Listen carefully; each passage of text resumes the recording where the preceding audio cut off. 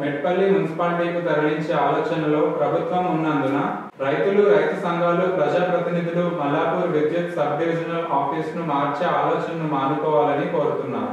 గౌరవనీయులైన డి ట్రాన్స్కో మెట్పల్లి గారికి మేము 22/7/24వ రోజున మల్లాపూర్ ట్రాన్స్కో సబ్ డివిజన్ గురించి మెమోరాండం ఇవ్వడం జరిగింది. దానికి గాను గతములో మల్లాపూర్ లో ఒకే ఒక్క సబ్ స్టేషన్ ఉన్నటువంటి కాలం నుంచి మరి వినియోగదారులు దినదినం పెరిగినా కొద్దీ దాదాపు ఇప్పుడు మన దగ్గర రాఘవపేట్, ధర్మారం, వివిరావుపేట్, దామరాజ్పల్లి, తర్వాత మల్లాపూర్ ఇన్ని సబ్ స్టేషన్ల దృష్ట్యా లోడ్ ఎక్కువ అవుతుందని చెప్పి కన్జ్యూమర్స్ చాలా పెరిగిందని దానికి మరి ప్రభుత్వ పరంగా ఆలోచించి మల్లాపూర్ ను సబ్ డివిజన్ గా ఏర్పాటు చేసి మల్లాపూర్ లో ఇబ్రాహీంపట్నంను కలుపుకొని సబ్ డివిజన్ గా నడుస్తా ఉంది. ఈ నడిచేటువంటి దాన్ని గత పాలకులు మరి ఏ ఆలోచనతో చేసినరో ఇబ్రాహీంపట్నం మండలాన్ని మాకు మల్లాపూర్ వద్దు, మాకు మెట్పల్లిలో కలపండి అని అనడంతో వాళ్ళు మండల పరిషత్లో తీర్మానం చేసినారు. మేము మల్లాపూర్ సబ్ డివిజన్ ఎత్తేస్తామని చెప్పి అధికారుల ఆలోచన మేరకు మాకు అది విషయం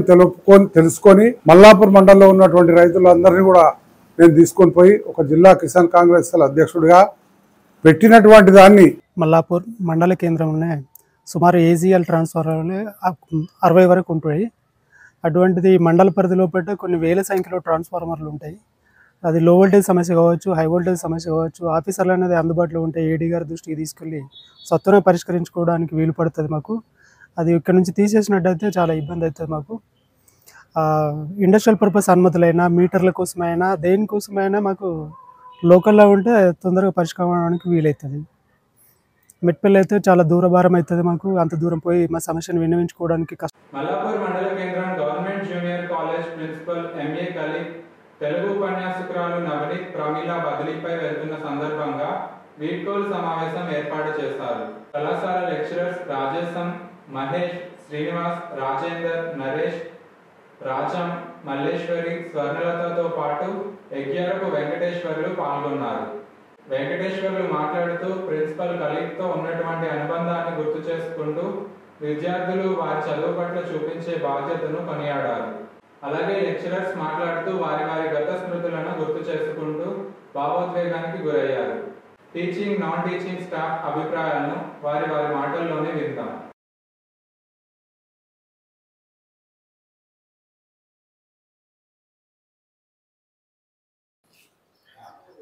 ఒక సరిహద్దులో సైనికుడు ఆయన పని ఏంటంటే దేశాన్ని రక్షించే క్రమంలో ఆయుధంతో నిల్చోవడం. ఒక వైద్యుడు చేసే పని ఏంటంటే తన వద్దకు వచ్చిన రోగులకు వైద్య చికిత్స చేసి బాగుపరచడం. అట్లాగే ఒక ఉపాధ్యాయుడు, ప్రిన్సిపల్స్ కానీ, ఉపన్యాసాలు కానీ వాళ్ళ పని ఏంటంటే విద్యను బోధించడం. అట్ ది సేమ్ టైం విద్యార్థి అంటే ఎవరు? విద్యను అర్థించువాడు విద్యార్థి అంటాం. మీ పని ఏంటంటే కేవలం చదువుకోవడం అంతే. దేని గురించి చదువుకోవడం? మరి భవిష్యత్ అంతా కూడా బంగారు బాటలో ఉండటం కోసం, మంచి జీవితాన్ని భవిష్యత్తులో పొందే క్రమంలో విజ్ఞానాన్ని పెంచుకోవడం, దాన్ని ఆధారంగా చేసుకొని జీవితంలో ఎదగడం, బాగుపడడం. చాలా ఆనందదాయకమైంది మరియు విషాదంతో కూడిన రోజు. ఎందుకు అనంటే గత 6 సంవత్సరాల నుండి మాతో పనిచేసిన ప్రిన్సిపల్ గారు, అదేవిధంగా తెలుగు మేడం గారు ట్రాన్స్ఫర్ మీద వేరే కాలేజీకి వెళ్ళడం జరుగుతుంది. నిజ జీవితంలో, ఉద్యోగ జీవితంలో బదిలీ అనేది తప్పనిసరి, అది అనివార్యం. కాబట్టి ఆ బదిలీ విషయం లోపల మా ప్రిన్సిపల్ గారు బదిలీపై పోవడం మాకు బాగా బాధ కలిగించే విషయం. ఎందుకంటే మా అధ్యాపకులందరినీ, teaching staff, non teaching staff అందరినీ కూడా ఒక ఫ్యామిలీ మెంబర్ లాగా చూస్తూ ఎలాంటి ఈ ఆవేశానికి లోను కాకుండా మమ్మల్ని తిట్టకుండా ఇన్ని రోజులు 6 సంవత్సరాల 1 నెల జూలై 1, 2018 నుండి ఇప్పటి వరకు మాతోని ఒక సొంత తండ్రిలాగా బిహేవియర్ చేస్తూ చిన్న చిన్న తప్పులు ఏమైనా ఉంటే ఇట్లా కాదు ఇట్లా అని అనుభవపూర్వకంగా ఏ మాట చెప్పినా కానీ అనుభవపూర్వకంగా చెప్పి మమ్మల్ని ఈ స్టేజ్ లోపల ఇంత మంచిగా అంటే మేము వచ్చినప్పటికీ ఇప్పటికీ పరిపక్వత చెందడానికి కారణం ఇక్కడ ఉన్న మా ప్రిన్సిపల్ గారని నేను పదే పదే బల్లగుద్ది చెప్తున్నా. ప్రిన్సిపల్ గారికి ప్రత్యేక ధన్యవాదాలు. ఆయన ఎక్కడున్నా ఏ ప్రమోషన్ వచ్చినా ఆయన నిజ జీవితం లోపల మంచి సక్సెస్ఫుల్ కావాలని భగవంతుని ప్రార్థిస్తున్నా. అదేవిధంగా తెలుగు మేడం గారు మాకు ప్రత్యేకంగా బయటికి వెళ్తే ఒక ఫ్యామిలీ మెంబర్ లాగా ఒక సొంత అక్క చెల్లెలాగా కలిసిమెలిసి ఉన్నాయి. ఎగ్జామ్ విషయంలో మాకు కోఆపరేట్ చేస్తుంది. సిఎస్లో 4 సంవత్సరాలు మన కాలేజీకి సిఎస్ చేసింది. మేము ఏదంటే అది, ఆ మేడం ఏదంటే మేము అది చేసి మన కాలేజ్ యొక్క రిజల్ట్ గత 5 సంవత్సరాల నుండి అంటే 15 సంవత్సరాల నుండి ఎప్పుడు కూడా 90% తగ్గదులే. ఈ సార్ వచ్చినప్పటి నుండి సారు ప్రిన్సిపల్ సారు డెక్ మెంబర్, మేడం ఏమో సిఎస్గా పనిచేస్తూ మన కాలేజీని అత్యున్నత స్థానంలో నిలబెట్టడానికి వీళ్ళిద్దరు కారణం. వీళ్ళు మమ్మల్ని విడిచి ఈరోజు పోయినందుకు మా కాలేజీ తరఫున ప్రిన్సిపల్ స్టాఫ్ తరఫున అందరూ బాధ వ్యక్తం చేస్తున్నారు. అదే సందర్భం లోపల ఆనందం కూడా, ఎందుకంటే అది తప్పనిసరి కాబట్టి వీళ్ళతో ఇన్ని రోజులు కలిసిమెలిసి ఉన్నందుకు మాకు ఆనందం కూడా ఉంది. వాళ్ళతోని మంచి అనుభవాలు పంచుకున్న అనుభవం కలిగింది కాబట్టి వీళ్ళిద్దరికీ ప్రత్యేక ధన్యవాదాలు తెలుపుతున్నా. మా కాలేజ్ తరఫున టీచింగ్ అండ్ నా టీచింగ్ తరఫున ప్రత్యేక ధన్యవాదాలు. Thank you sir. నమస్కారము. నేను 1/7/2018లో ఈ కాలేజ్కి వచ్చాను. అక్కడి నుంచి ఇప్పుడు దాకా 834 స్టూడెంట్స్ జాయిన్ అయ్యిండు. అందులో నుంచి 790 స్టూడెంట్స్ పాస్ అయ్యారు. ఓన్లీ 44 స్టూడెంట్సే మొత్తం 6 సంవత్సరం 1 నెలలో ఫెయిల్ అయిన వాళ్ళు. తర్వాత వాళ్ళు సప్లిమెంటరీలో పాస్ చేసుకున్నారు. కానీ ఇది మొత్తం క్రెడిట్ మన లెక్చరర్స్కే పోతుంది. ఎందుకు అంటే వాళ్ళు కష్టపడి చదువు చెప్పిన తర్వాతనే ఈ రిజల్ట్ మనం సహకారం చేసుకున్నాము. వాళ్ళందరికీ హృదయపూర్వకంగా శుభాకాంక్షలు. మళ్ళీ వచ్చే ప్రిన్సిపాల్ కూడా ఇలానే దీనికంటే మంచిగా కాలేజ్ను తీర్చిదిద్దుతారు అని నేను భావించి ముగిస్తున్నాను. ఉమ్మడి ఆదిలాబాద్ జిల్లా పాఠశాలలో హిందీ ఉపాధ్యాయుడిగా సేవలందించి పదవీ విరమణ పొందిన నేరెమెట్ల రాజులు గారి పదవీ విరమణ కార్యక్రమానికి బోరంచి శ్రీకాంత్ రెడ్డి హాజరయ్యారు. మనకు విద్యాబుద్ధులు నేర్పి జీవితంలో ఉన్నతంగా తీర్చిదిద్దేది ఉపాధ్యాయులేనని తెలంగాణ కిసాన్ కాంగ్రెస్ రాష్ట్ర ప్రధాన కార్యదర్శి బోరంచి శ్రీకాంత్ రెడ్డి అన్నారు.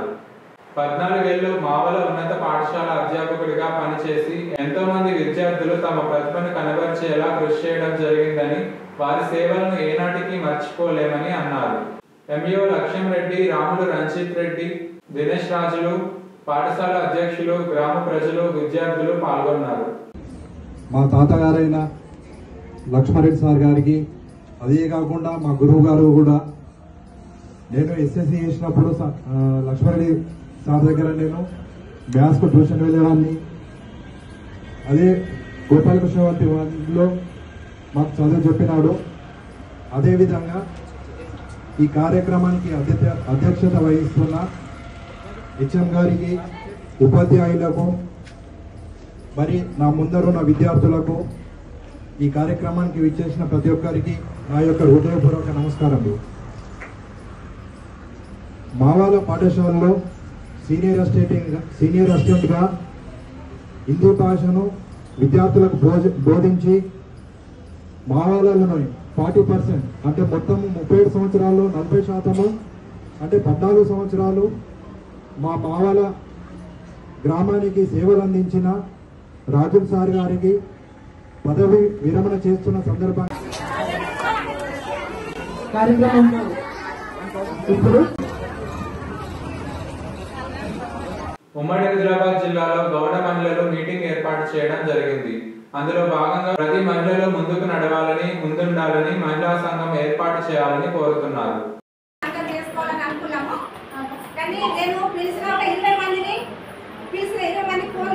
ఫోన్ చేసిన వాళ్ళైతే రావడం జరిగింది. సంతోషము. ఇంత వచ్చిందన్నా కూడా సంతోషమే. ఇంకా ముందు మనము మన గౌడ మహిళలు ఎట్లా ఉంటారో అందరికి నిరూపించాలా. ఎవరికి మనం భయపడద్దు. ఎందుకు భయపడాలా? ఎందుకు భయపడుతున్నారు?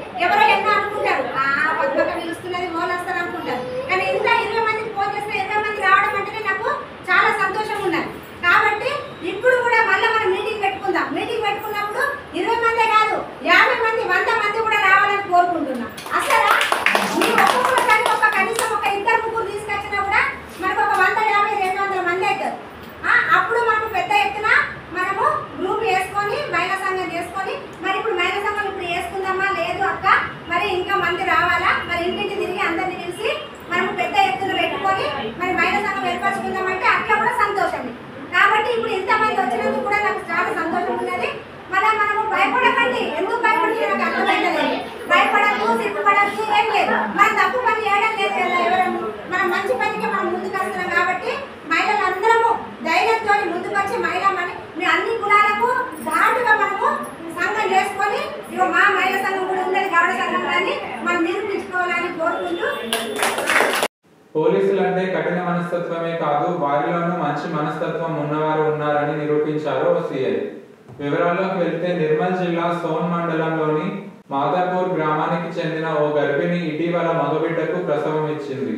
అయితే నిన్న రాత్రి ఆ శిశువుకి ఆరోగ్యం బాలేనందుకు కుటుంబ సభ్యులతో కలిసి నిన్న రాత్రి 11 గంటలకు నిర్మల్ జిల్లా ప్రభుత్వ ఆసుపత్రికి తీసుకువెళ్లడానికి ఆటో కోసం ఎదురు చూసింది. ఎంతసేపటికి ఆటో రాకపోయేసరికి నడుచుకుంటూ వెళ్ళింది. ఆ సమయంలో పెట్రోలింగ్ నిర్వహిస్తున్న సోన్ సిఐ నవీన్ కుమార్ గమనించి పోలీస్ వాహనంలో ఓ ప్రైవేట్ ఆసుపత్రికి తీసుకెళ్లారు.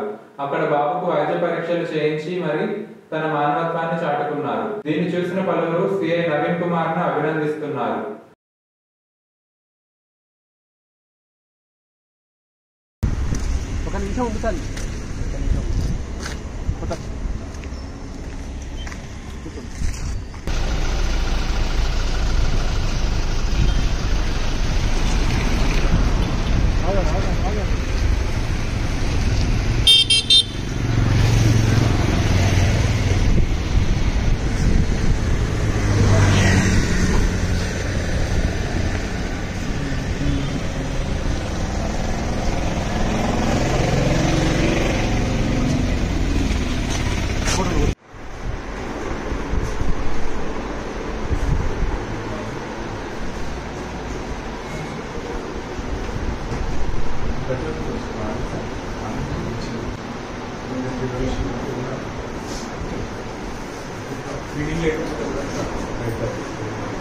హైదరాబాద్ నుంచి ఆదిలాబాద్ వైపు బాయిలర్ ట్యాంకులతో వెళ్తున్న భారీ వాహనం మహబూబ్ ఘాట్స్ ఎక్కకపోవడంతో నిర్మల్ మీదుగా తిరిగి బైపాస్ రోడ్డు నుంచి వెళ్లేందుకు వచ్చింది. దీంతో వాహనదారులు తీవ్ర ఇబ్బందులు పడ్డారు.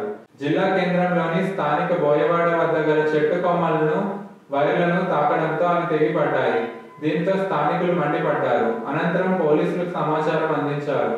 అక్కడికి చేరుకున్న పోలీసులు చెట్టు కొమ్మల నుంచి వాహనాన్ని తప్పించి వాహనదారులకు ఇబ్బందులు తప్పించారు.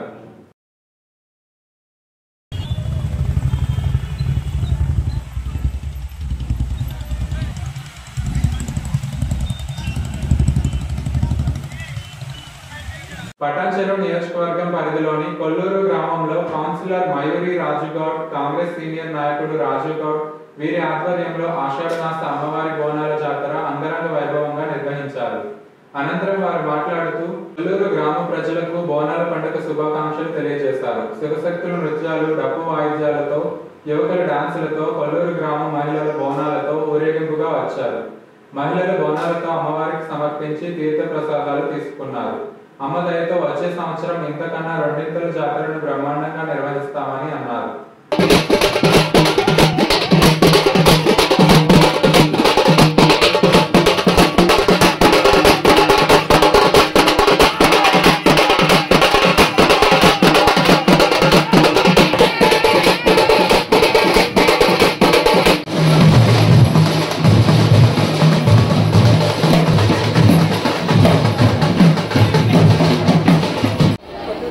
ప్రజలందరికీ బోనాల పండుగ శుభాకాంక్షలు.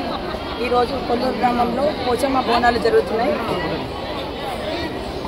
ఇక్కడ తెలంగాణ సంప్రదాయ ప్రకారంగా మా కొల్లూరులో మాత్రం ప్రతి ఒక్కరూ ఒకే సమయంలో సాయంత్రం పూట బోనాలు తీయడం జరుగుతుంది. ఊరు మొత్తం ఒకటేసారి బోనాలు చేస్తాము. ఇలా సంప్రదాయం, ఇట్లాంటి సంప్రదాయం ప్రతి సంగారెడ్డి జిల్లా మోగడంపల్లి మండలం గుడిపల్లి గ్రామంలో పోచమ్మ మరియు ఊరడమ్మ తల్లి బోనాల పండుగ గ్రామ ప్రజలు కులాలకు అతీతంగా బోనాల పండుగ చాలా సంతోషంగా జరుపుకున్నారు.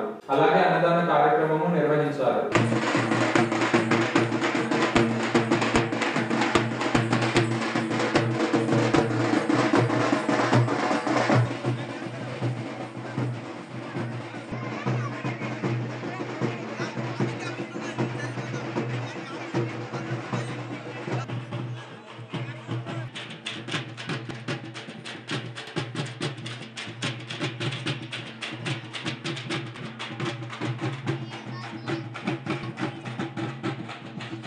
శాసనసభలో ముఖ్యమంత్రి రేవంత్ రెడ్డి టీఆర్ఎస్ మహిళా శాసనసభ్యుల పట్ల చేసిన అనుచిత వ్యాఖ్యలకు నిరసనగా సీఎం రేవంత్ రెడ్డి వెంటనే మహిళా శాసనసభ్యులకు క్షమాపణ చెప్పాలని తెలంగాణ చౌక్ లో ధర్నా చేపట్టడం జరిగింది. ఇందులో నగర మేయర్ సునీల్ రావు, టీఆర్ఎస్ కార్పొరేటర్లు, టీఆర్ఎస్ సభ్యులు పాల్గొనడం జరిగింది.